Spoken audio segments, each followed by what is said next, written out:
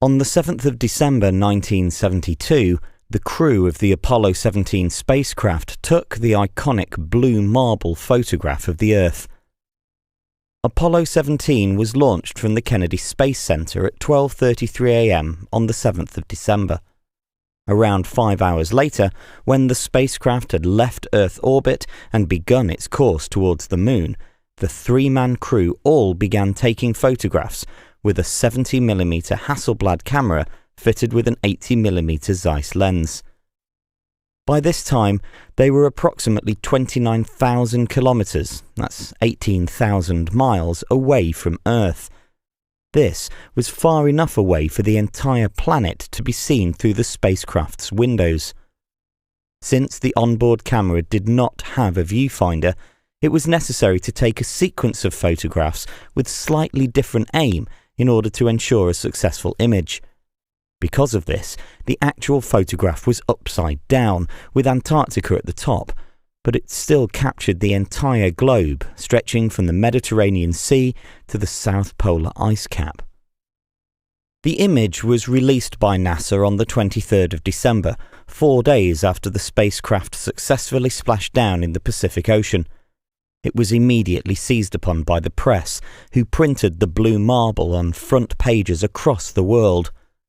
Subsequent analysis of the mission transcript suggests that Lunar Module pilot Harrison Jack Schmitt took the photograph, but NASA has always credited the crew as a whole, while the astronauts themselves were also known to accept joint recognition. Apollo 17 was the final mission of the Apollo program, marking the last time humans travelled beyond low Earth orbit or set foot on the Moon. Consequently, although a number of whole Earth images have been taken since, these have all been produced by unmanned spacecraft. Illusion will be created so vast, so large that it escapes their perception. Those who see it will be thought of as insane.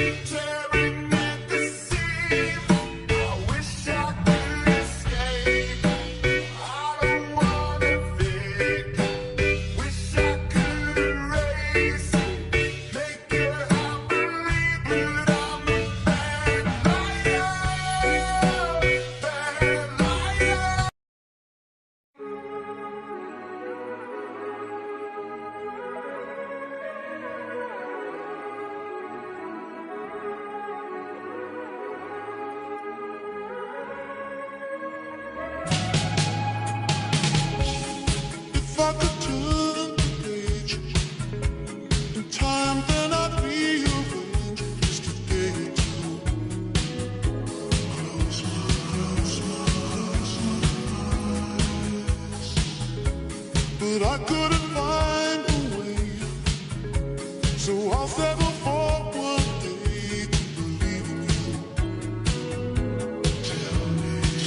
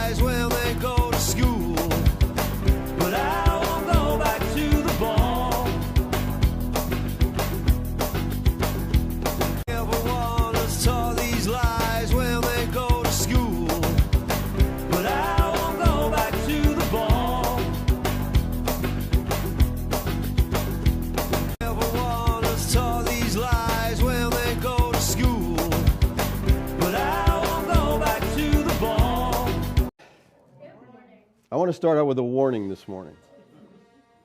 You may experience cognitive dissonance this morning. I want you to try to hang on. Do not shut me off. Do not tune me out. Listen to me. Give me a chance to explain myself. And then be a Berean. Okay? Don't reject it. Don't accept it. Study it. Find out for yourself. I want to talk to you this morning about the subject of biblical cosmology. Now, cosmology comes from the Greek kosmos. We're familiar with that. It means world. And logia, which means study. So cosmology deals with the study, the nature of our world. Now, we just finished a study on the afterlife. And we admitted in that study that, there's a lot we don't know about the afterlife. But today I want to propose to you that there's a whole lot we don't even know about the world we live in. And that is sad, because the Bible teaches us a lot about the world we live in. We just reject it. Now, let me begin by saying we have been lied to our whole life. And I mean about everything. I'm talking about history. I'm talking about whatever. This is a lie.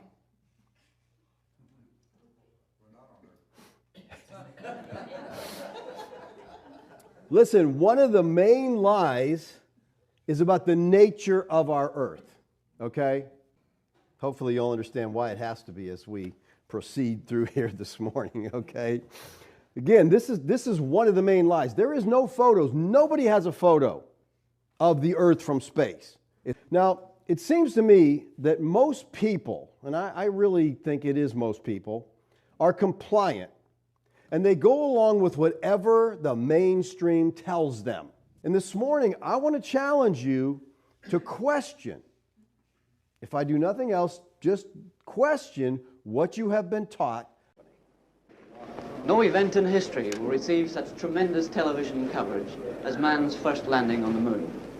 Thousands of technicians around the world have been working for many, many months to ensure that people at home, in front of their own television screens, will receive the highest quality pictures.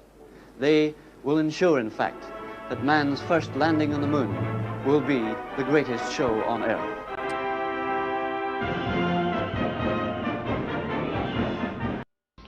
Prime Minister, we weren't allowed to take a sound camera into the tracking station for technical reasons. What did you say to the staff in the tracking station here at Honeysuckle Creek? Well, I asked them what all the little wiggly green lines were and what the various noises coming out of bits and pieces of the equipment were, and got answers which I wouldn't pretend thoroughly to understand. I think perhaps the best way of saying what I felt when I was in there was that I was blinded by science. Prior to the space age, the blue ball in space had similarly dwelt in the theoretical realm. The classroom and cinema had only guessed at what she looked like. But lo and behold, the darling of post-Enlightenment folktales. Overview effect. The idea is that if we pull back far enough from the Earth, we can see the entirety of our planet as a beautiful and fragile home, and be inspired to protect it. Until 1972, that image of a fully illuminated Earth could only be imagined. But then, astronauts aboard Apollo 17 captured it on film, a photograph that's become known as the Blue Marble. But could a photograph really change the fate of our planet? The Blue Marble is one of the world's best-known images, but the story of how it was taken and what it did and did not achieve might surprise you. In the 1960s, Americans began to wake up to the damage being done to the planet. Air and water pollution, sprawling development, devastating oil spills, and the threat of extinction. But what would inspire people to take action? One idea came from within San Francisco's counterculture movement, from a leading thinker named Stewart Brand. Stewart Brand was one of the most important environmentalists of that period. In 1966, February, he dropped 100 micrograms of LSD on his tongue, went up to his rooftop in North Beach in San Francisco to take in the view. And he claimed he could see the curvature of the Earth.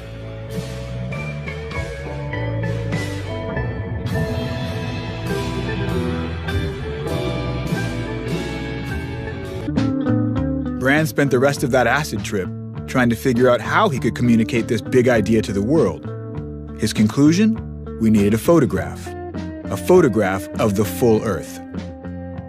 Next day goes to a local print shop and prints up hundreds of buttons with a really simple question. Why haven't we seen a photograph of the whole Earth yet? And then he sends them to politicians in DC, politicians in the Soviet Union, scientists at NASA. And all of a sudden, within 3 months, the story goes that engineers and scientists at NASA had his buttons on their lapel pins. So then after that, NASA consciously changes the trajectory of Apollo 17 so that the mission can capture that image. So do you know how true that story is? Well, they were definitely wearing the lapel pins, and they definitely consciously changed the trajectory of Apollo 17 to capture that image. So whether it goes directly back to Brand or not is tough to say, but it seems like lines are pretty straightforward. So to get the image of Earth as a whole takes being far enough away that its single lens could capture the entire disk. So it really wasn't until the advent of the Saturn V rocket, the first rocket that could actually move people away from the Earth, to get that perspective on the way to the moon. So what would it have been like to try and take a photo from inside something like this? It's not a tripod setup. It's not an ideal setup for taking a picture. Well, it's constantly moving through space at about 24,000 miles per hour towards the moon. If you want to capture a photo of the Earth, your windows have to be pointed in the right direction. And so when the vehicle was in a particular position, it could point the camera out, observe, take photographs, and make that moment happen. To get a spacecraft into position for astronauts to take the full Earth image that Brand envisioned meant positioning the command module precisely between the Earth and the Sun. NASA finally scheduled that trajectory in 1972. On December 7th, Apollo 17 blasted off. Started. We have ignition. 2, 1, 0. We have a liftoff. 5 hours into the mission, the spacecraft's journey had taken it almost 20,000 miles from the Earth. Looking out the tiny capsule window, the astronauts saw something remarkable. I'll tell you, if there ever wasn't a fragile appearing piece of blue in space, it's the Earth right now. They picked up their camera, a 70mm Hasselblad like this one, and started shooting.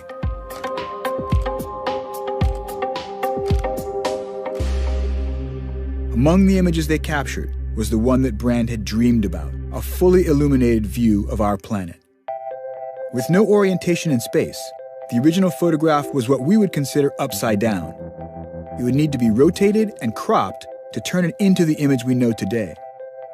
That happened as soon as Apollo 17 returned to Earth on December 19th.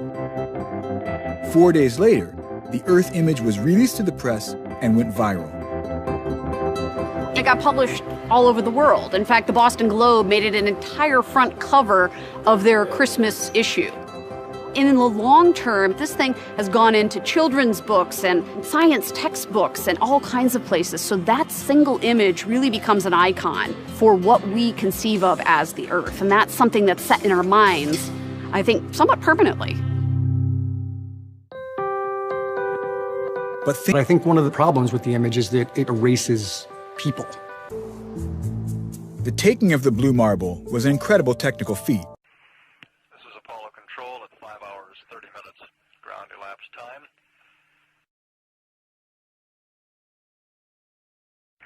That view of the Earth for Rev there was something I was looking forward to and was not disappointed.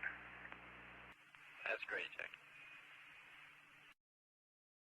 Could you give us our distance from the Earth, please?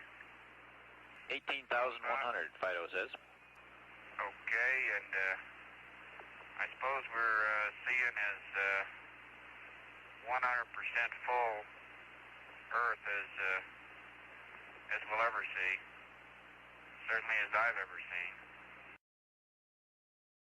It's these kind of views that stick with you forever. Did you get any pictures of that, Jack? Oh, yeah, we got some pictures earlier. I'm going to get another one here in a minute. I'll tell you, if there ever wasn't a fragile appearing piece of blue in space is the Earth right now. Have you seen this image? Chances are the answer is yes. It's the iconic blue marble image. The first photo of the whole Earth was taken on December 7th, 1972 by the American crew of the Apollo 17 mission. It was precisely as Hollywood had depicted. It's rolling. Indoctrination.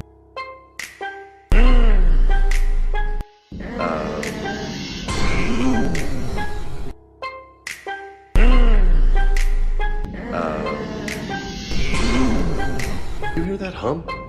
Listen to yourself. Is that just me? You're indoctrinated. Hey.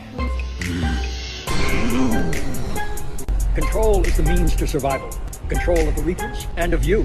I know it will work. I'm in control. They own me now. Indoctrination. Yes. Too many unknowns. Yes. Too high. Bullshit. Hack it out.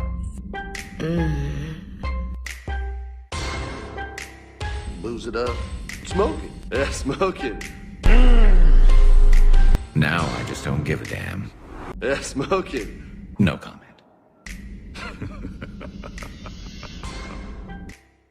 But the real circus story is more than laughter.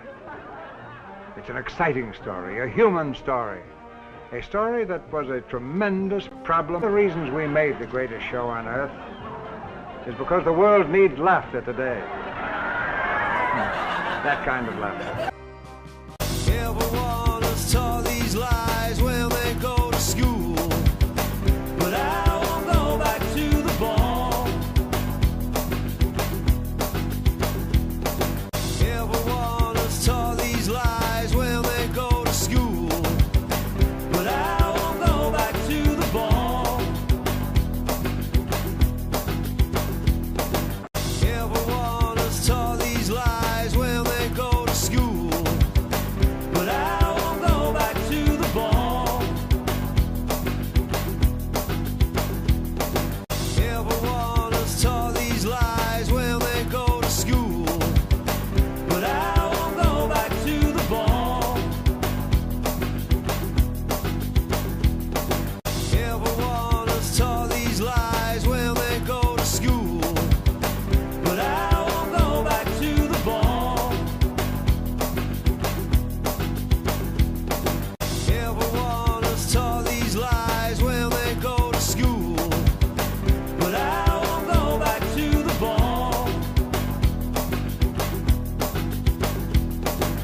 Everyone has taught these lies when they go to school, but I won't go back to the ball. Everyone has taught these lies when they go to school, but I won't go back to the ball. Everyone has taught these lies when they go to school, but I won't go back to the ball. Captain Caveman!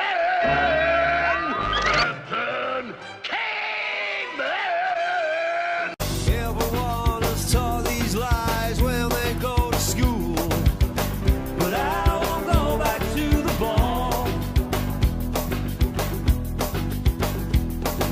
Everyone has taught these lies when they go to school, but I won't go back to the ball. Everyone has taught these lies when they go to school, but I won't go back to the ball. Everyone has taught these lies when they go to school, but I won't go back to the ball.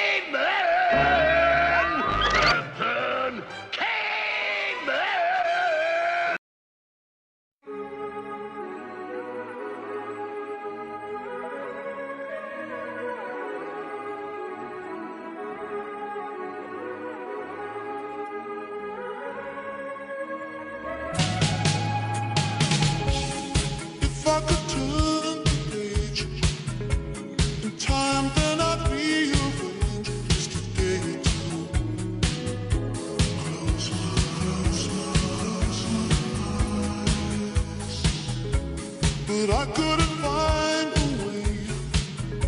So I'll settle for one day to believe in you. Tell me lies. Tell me lies, tell me sweet little lies. Tell me lies. Tell me lies. Oh no, no, you can't disguise. You can't disguise. Tell me lies, tell me sweet little lies.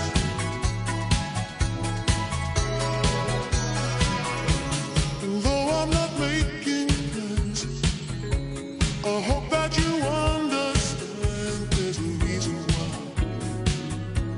Close your eyes.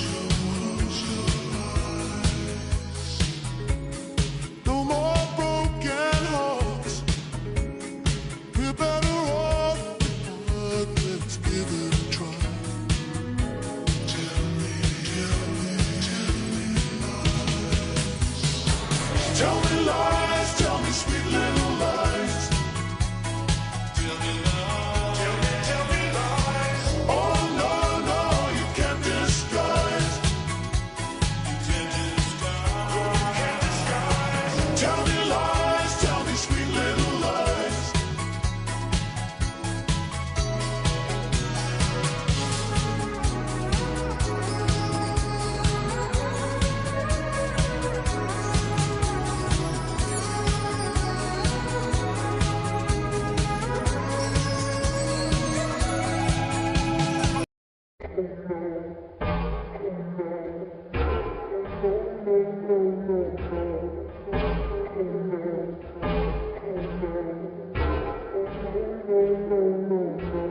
Illusion will be created so vast, so large that it escapes their perception.